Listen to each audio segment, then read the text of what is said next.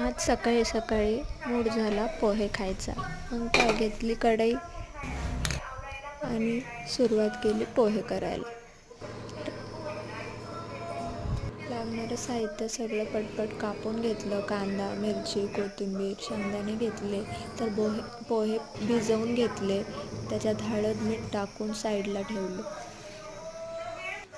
मग कढई गरम झाली होती. तेल टाकलं. त्याच्यात जिरे मोहरी टाकले आणि तडतडू दिले. मग कांदा टाकला त्याच्यात आणि शेंगदाणे मिरची हे सगळं टाकून चांगलं फ्राय होऊ दिलं. नंतर त्याच्यात पोहे टाकले आणि मीठ हलवून घेतलं. मग काय झाले रेडी पोहे आणि घेतले मस्तपैकी खायला.